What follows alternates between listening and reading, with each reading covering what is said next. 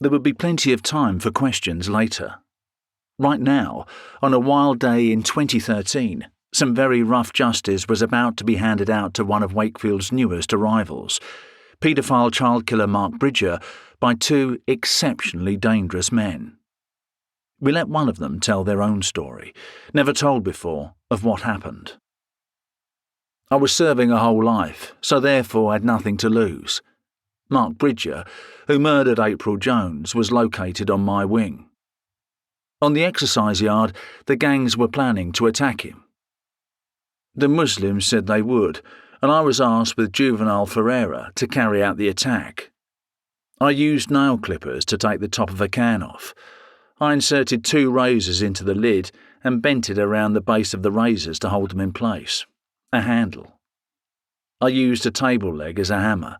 I taped up the handle. I made 2 of them.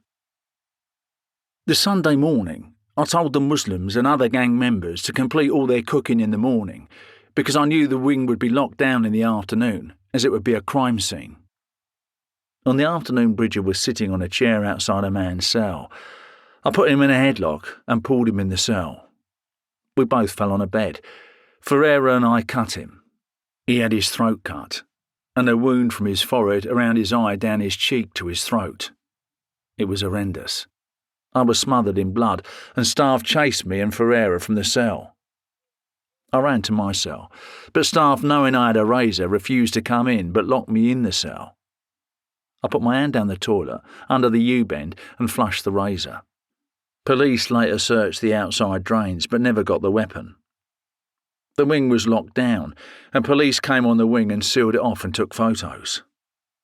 Later that night, prison officers came to my door with full kit on and took me handcuffed, Ferreira, Ali and McCarry to the segregation unit. I was held there for months. I spent over a year in segregation over this. I was in a cell with nothing. A concrete base for a bed, a fire blanket, a cardboard-made chair and table. I was assessed for CSC, Close Supervision Centre conditions. It was here I met Charles Bronson, who I hated. I will come to him later. The police were involved. Ferreira was paid £700 to plead guilty to it. He was serving a 30-year sentence and just received another life sentence. I claimed, yes, I was in the cell and Bridger just fell on me when they, Ferreira and him, were wrestling. My actions were appalling, and this is still on my record some 11 years later. While I was never charged, and the fact Ferreira admitted it on interview, I never spoke. My prison record states I was responsible, put Ferreira up to it, and I planned it.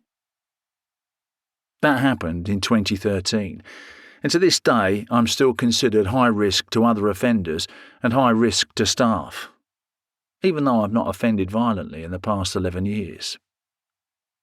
That is an example of the gang culture and violence I signed up to. In hindsight, looking back now, who was I to judge Bridger given my own crimes? For me then, given the dangerous environment I was in at HMP Wakefield, violence meant I was left alone.